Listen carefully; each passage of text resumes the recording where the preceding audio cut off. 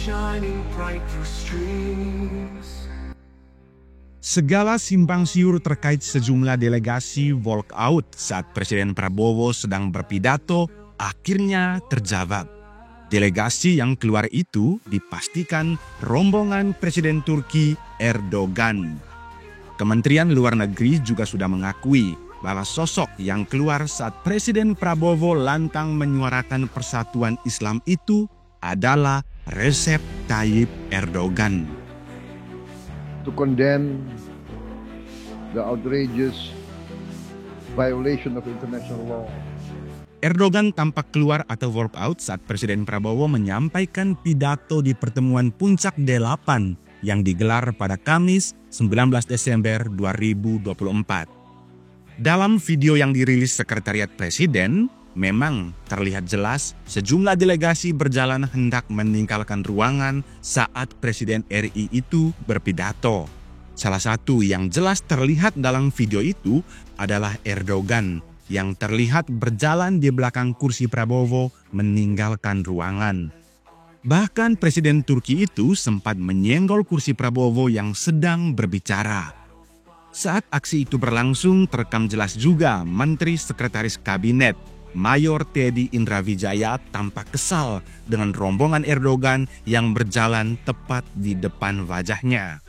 Momen itu terekam ketika Prabowo berbicara mengecam pelanggaran Israel terhadap hukum internasional dan menyerukan persatuan umat Islam. Kementerian Luar Negeri buka suara. Presiden Prabowo melalui Kementerian Luar Negeri pada akhirnya buka suara. Juru bicara Kemenlu Roy Sumirat mengatakan, berdasarkan kebiasaan yang berlaku di forum internasional, masing-masing delegasi memiliki hak menentukan kapan ketua delegasi akan duduk di delegasi atau meninggalkan ruangan. Menurutnya ini sesuatu yang lumrah bahwa para ketua delegasi itu melakukan banyak pertemuan paralel pada saat pertemuan internasional berlangsung.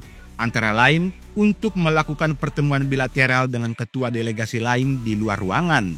Demikian ungkap Roy dalam keterangan tertulis pada Minggu 22 Desember 2024. Lebih lanjut, Roy mengatakan delegasi Indonesia tak bisa memberi komentar terkait jadwal ketua delegasi negara lain yang mungkin tidak bisa hadir sepenuhnya saat Prabowo berpidato. Dia juga mengatakan Prabowo sempat melakukan pertemuan singkat dengan seluruh ketua delegasi menjelang dan setelah KTT termasuk Erdogan. Jawaban Kemenlu ini memang sangat diplomatis ya teman-teman. Itu memang harus dilakukan agar tetap menjaga hubungan baik dengan semua negara berdasarkan asas hubungan bebas aktif. Namun, tindakan Erdogan meninggalkan ruangan saat Presiden Prabowo menyampaikan pidato tidak bisa dipandang hanya sebagai bagian dari kebiasaan internasional. Walkout pada saat yang sangat sensitif, khususnya ketika pidato itu menyoroti isu persatuan umat Islam dan pelanggaran hukum internasional oleh Israel, membawa implikasi simbolis yang kuat. Apakah Erdogan tidak sejalan dengan seruan Prabowo? Atau ini murni persoalan jadwal yang tidak sinkron? Jika alasannya hanya pertemuan bilateral, pengaturan jadwal yang lebih baik semestinya diutamakan agar menghindari tafsir negatif terhadap gestur Erdogan tersebut.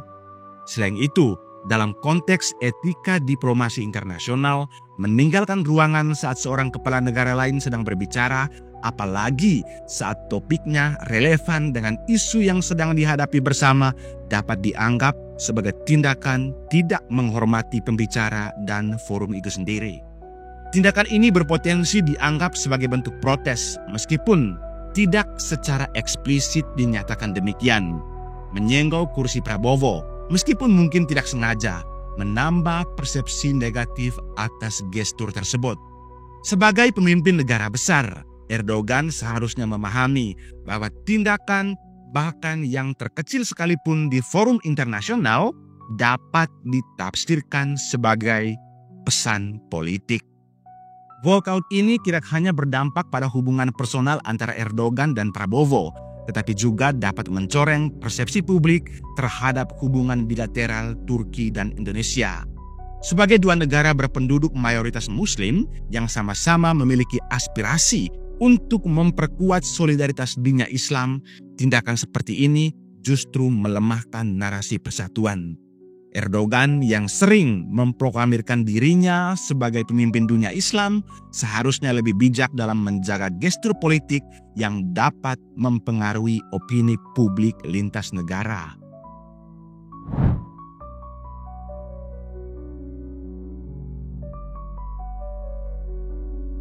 Jika disengaja, walkout Erdogan bisa saja merupakan strategi diplomatik untuk menyampaikan ketidaksetujuan secara halus terhadap substansi atau gaya pidato Prabowo.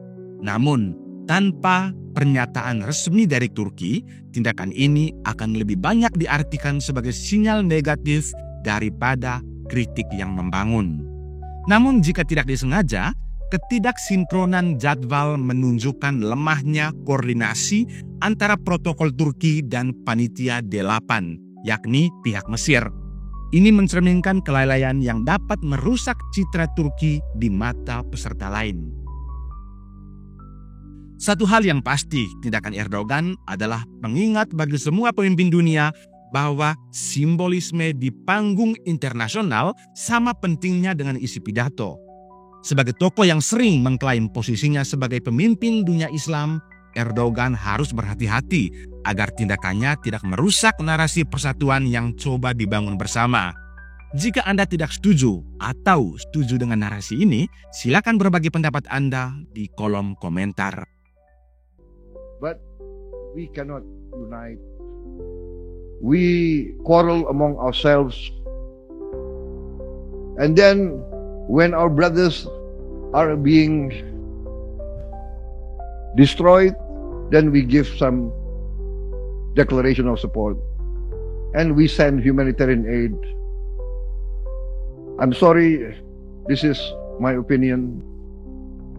Let us see the reality. We must work to have close cooperation between us. We must work to have one voice and not to be divided. Divida et impera, that is the law of imperialism for thousands of years. And we are being divided every day. We see Sudan, Muslim leader against Muslim leader. We see Libya, Muslim leader against Muslim leader. We see Yemen, Muslim leader against Muslim leader. When will this end? How can we help the Palestinians if we quarrel among ourselves? Let us be honest. Let us be honest to our people. I'm sorry I have to say this, because I attend so many of the summits and all we do is give declarations of support. Indonesia will try to do its best in whatever we can do, but I call for unity. I call for cooperation. I call for let us, the Muslim countries, realize what is happening. We are not being respected. They do not care about our voice. Once again, I say they do not care about our voice.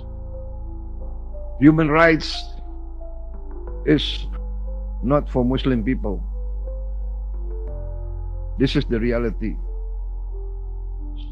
This is very sad. Let us do what we can, but let us face reality and let us be honest with ourselves. Thank you very much. Wassalamualaikum warahmatullahi wabarakatuh.